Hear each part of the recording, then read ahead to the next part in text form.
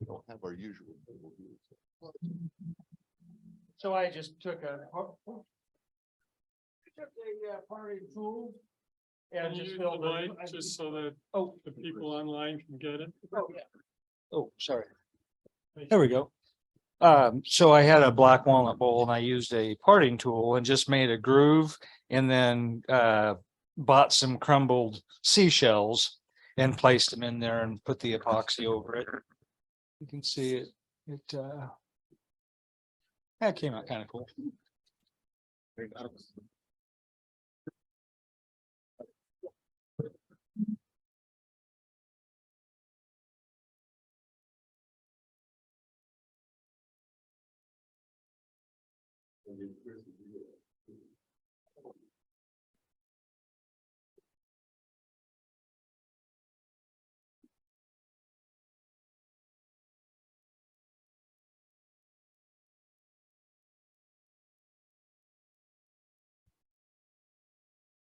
Okay, so before Christmas, I saw a Mark Soleil demonstration. He turned a candle out of a 2x4, you know, to improve your spindle gouge skills. So I made this little candle. So for the challenge, I made another candle out of walnut with the flame being a brass rod. Did you turn the brass rod? I did. I turned it freehand with high-speed steel. Wow. Oh, wow. Very nice. I Thank like you. the way that you took the edges of it and made it look melted. Yeah. Good job.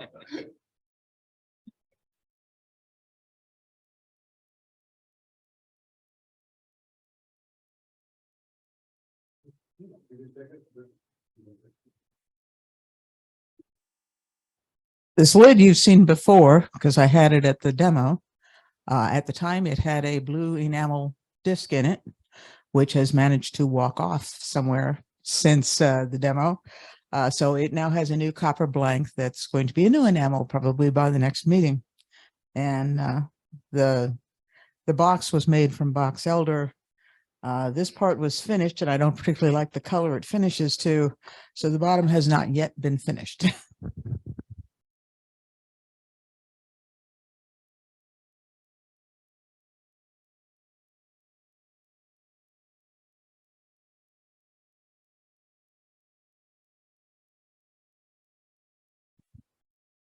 No kills.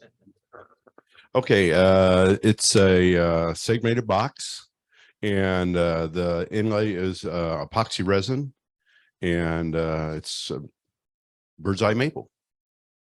Did you put it under pressure? Yes. Yeah. I did find, if anybody wants to buy the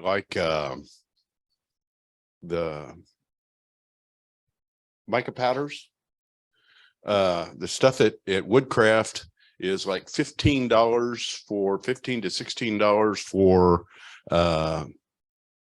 half an ounce, but you can buy it from a place out in Texas. Can't remember what the name of it is now, but it's $4.95 for 3/4 of an ounce. So it's and they're real good about, they shorted me when I ordered it, and they shipped me out another one as soon as they found out and sent me an extra.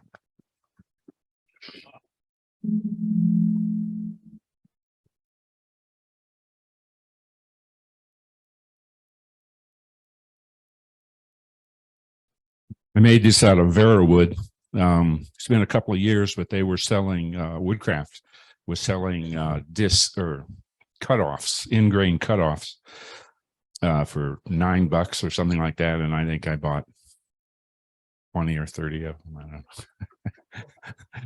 And it's very nice wood. There's no finish on this.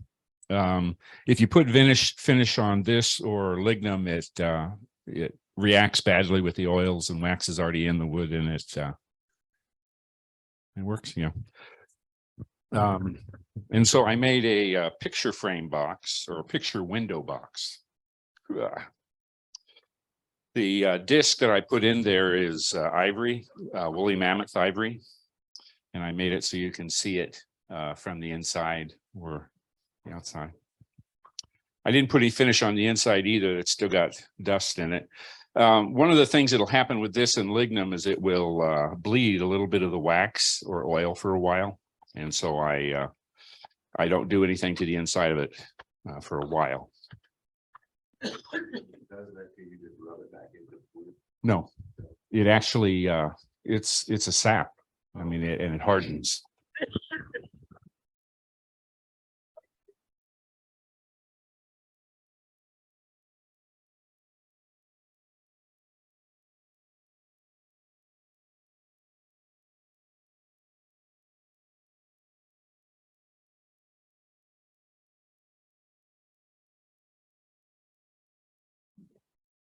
Sorry.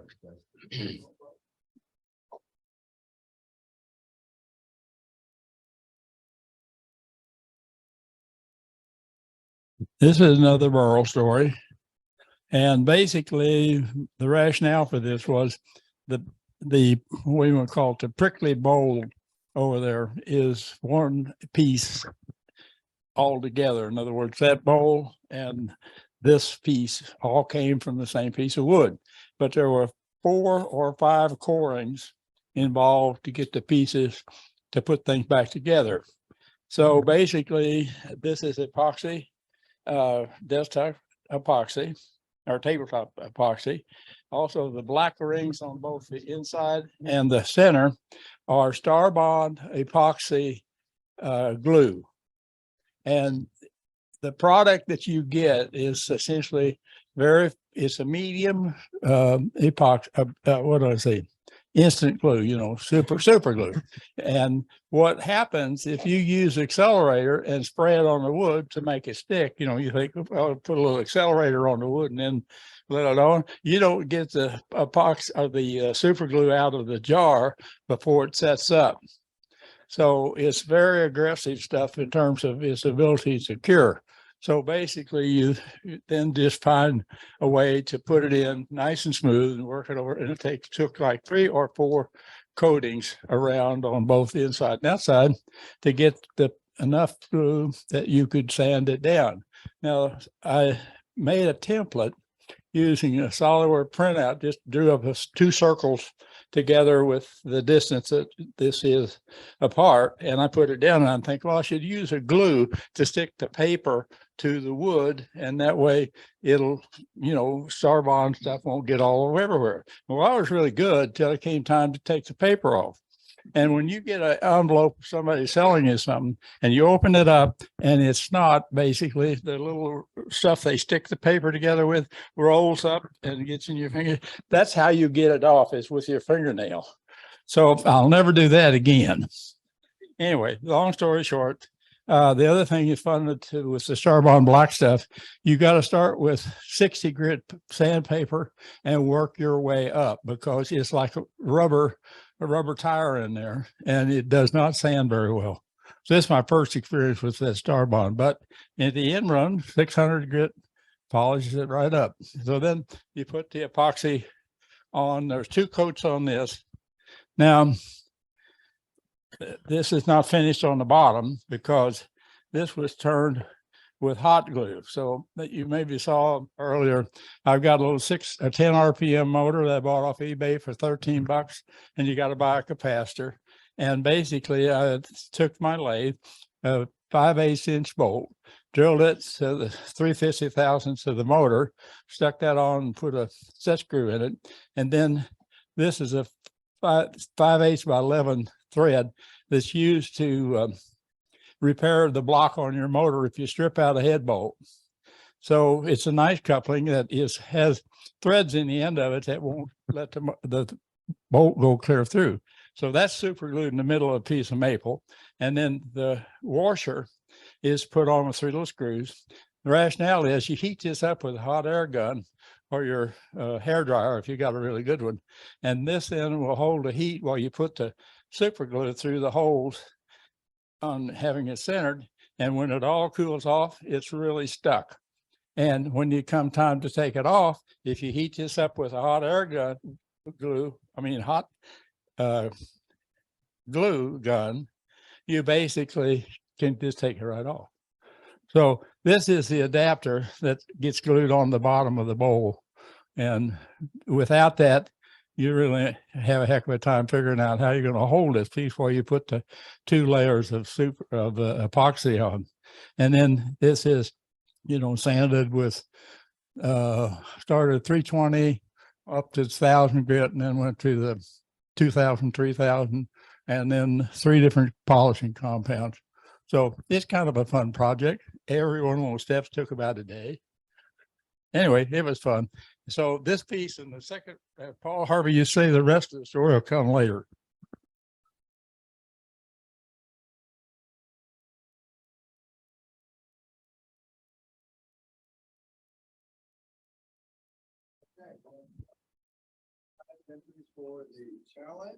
You got very good odds on this drawing right here.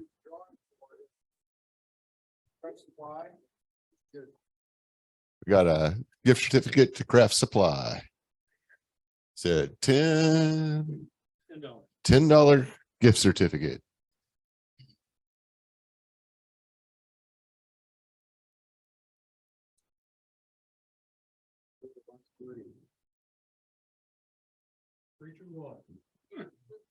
Three, two, one, Chris. All right. There you go. Congratulations. Good job. There you go. All right. Thanks everybody for participating in the challenge this month. Next month is find a way or repair a project and then come and describe what you did to repair it. Okay, now we're going to get to the show and tell table. So come on up if you've got an item to show. David, why don't you start out? That way you just ended the other one.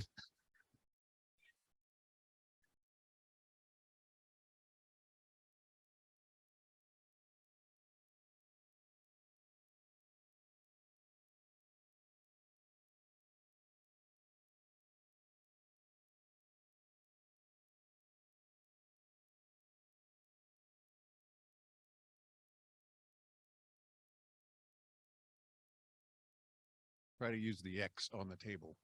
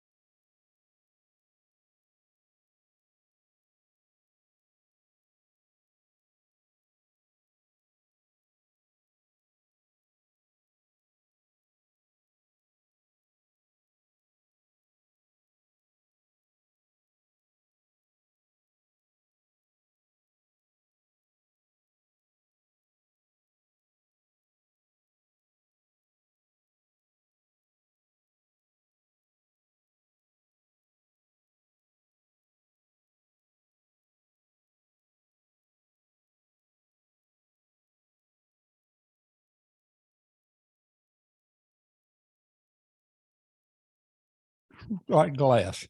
And so I cored the bowl to get the centerpiece that got to the bottom of that part. That gave me a piece to start with. It was, you know, a pretty nice curved piece that I turned to have the made at the bottom. I didn't mention that bowl has 2 pieces and they're glued together and epoxied in. So basically that got me a little bit of wood. Then I just, since I had it cored, I cored this again, cut it in, and that made the top part. And then after I got those 2 pieces, I said, I got to come up with another piece. So I cored it again to get this piece. And then, you know, to get the original sprue out of here, which was glued in, I took my drill and I drilled about 30 holes right around the peripheral of the maple sprue that was in there. And then I could get the center pried out. And then I broke off each of the edges around it to get this piece turned exactly the same size as that sprue was. And I got it to within about a 64th of an inch. There's no touching between those sprues, the sparks and the base. So this was finished with walnut oil just to get a finish on it. I haven't decided what I'm really going to do with that. So that's basically how this came to be. And like I say, if I can think of a way to make a reverse core apparatus, I'll try this again where there'll be nothing but the outside pricklies on it. And the reason I'm wearing gloves is after you handle this a while, you find little dimples in your skin, and you definitely decide that's not really such a great idea. Anyway, that was fun doing. And all these projects span 2 weeks.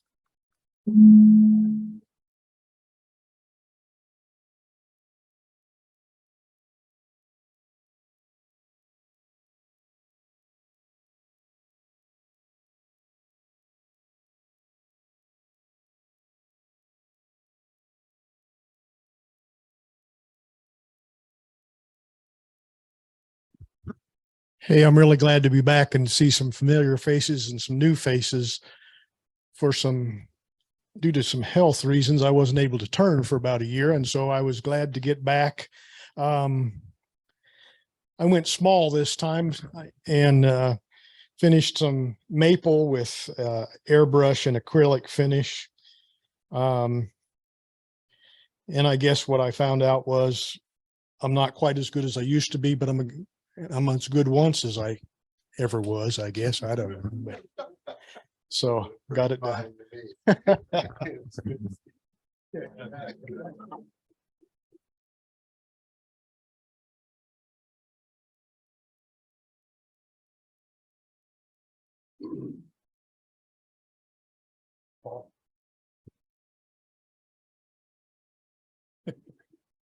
This is a cherry bowl that it was a nice piece of wood, but it was kind of plain. And so I opted to do a little bit of decoration on the outside, and that's just paint, just multiple layers of paint for texture and color to get a different effect. So.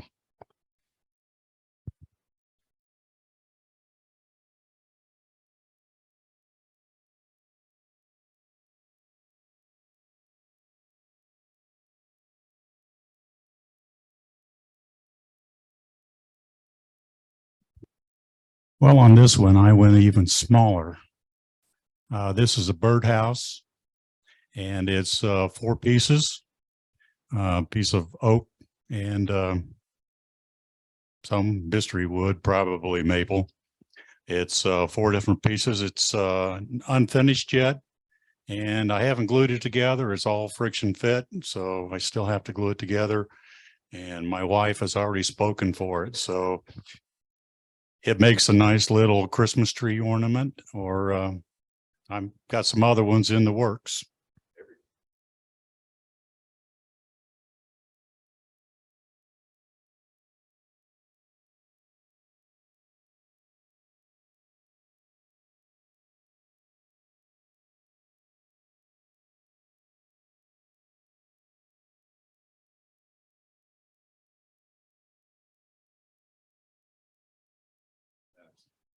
Oh, we are using tape.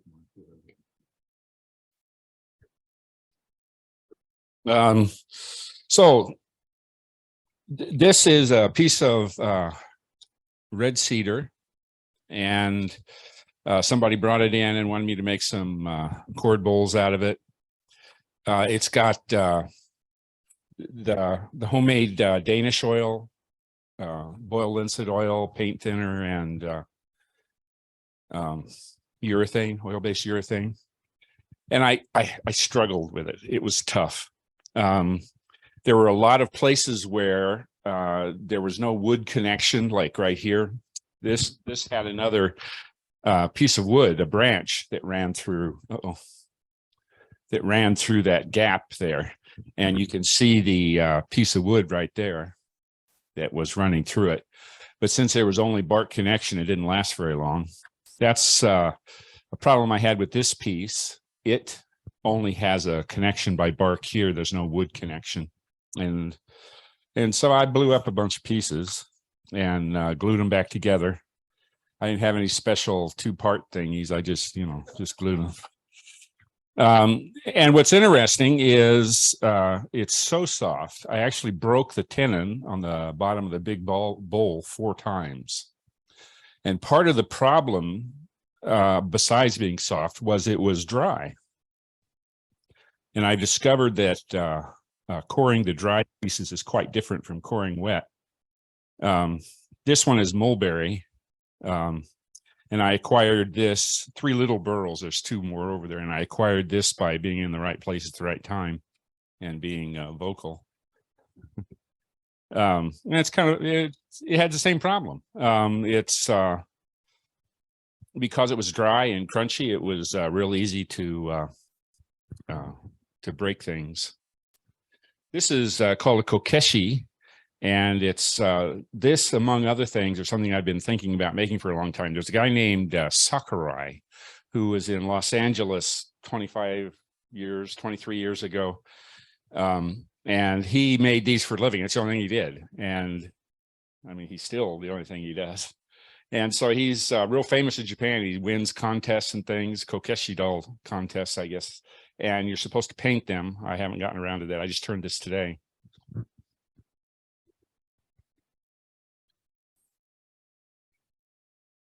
What he is famous for is making kokeshi dolls that cry. And that's what that was. And so this is the second one I ever made. The first one's over there and it looks a little weirder.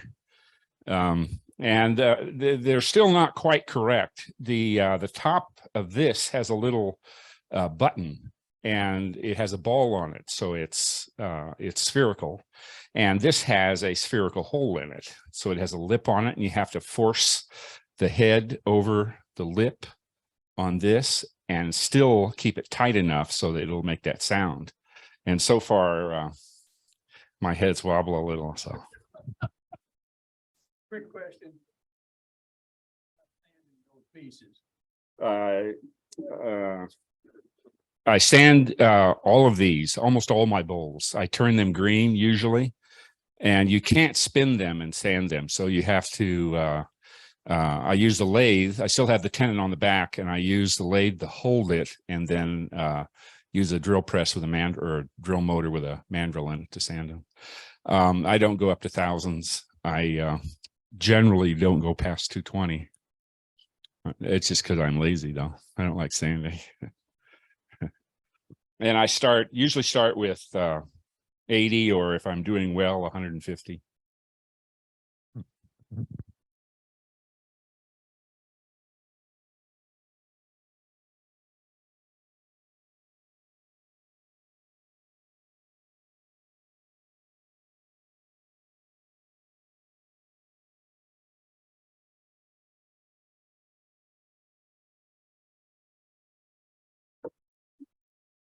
Started out just kind of making a candy dish with a kind of boring straight grain, and then I added some salted hackberry and a ring of cherry, and so and then keep forgetting about that. So it started out as kind of just a box essentially, and I added the salted hackberry in a little ring of cherry, and then added a finale. And one of the things that I'm learning, and I talked to Anthony, is I've got a ring on the bottom here that looks pretty bad, but I thought I could sand it out, but there's an angle to it that I didn't even know that, but Anthony pointed out that angle, I essentially have to recut the whole thing to get that faded mark. I don't know if you can see that, but I'm going to live with it. And then this bowl here, I did a segment. I don't know if you can see the inside of the segment, but I did a segment, and what I thought was pretty cool is I cut all of the segments out of one long piece. And then when I put them together, it kind of gives you that, what is it? The Fibonacci sequence. It all the lines kind of give a sequence starting with the plug, and then it kind of works its way around. And that was just a surprise. I thought that came out good. And then when I did the bottom of it, half of and I have no idea how I did this. Alls I know is I stopped in time to save it, but I got half the segments on the bottom, and I did glue a piece of black walnut to the bottom of the segment, and I wasn't expecting to go through, but how it cut it perfectly in half and flat, it's a mystery, but I stopped and thought that's cool enough. So anyway. I think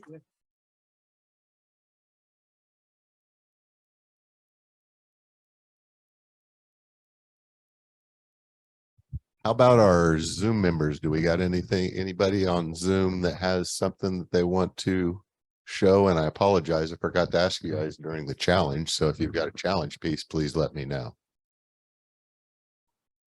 Too late for the drawing, but. Okay. All right. Well, that looks like it brings us to the end of the meeting. I really appreciate everybody bringing in the challenge pieces and the show and tell, because I think that's always one of the fun things is to go and look and see what everybody else is doing. Everybody, happy new year. Looking for another great year with the club. Hope to see everybody in open shop at some point during the year. And Jerry, it was great to see you back. Don't be a stranger. You know where we live. All right. 4.5 time, 38-7. Guess who has a 38 and then 7? George is up 38-7 right now. So CCU is going to have a big second half. All right. But thanks everybody for coming. If anybody can stick around and help get some of the equipment, the chairs put up and the equipment back on the floor, that certainly helps everybody out tomorrow. So Appreciate it.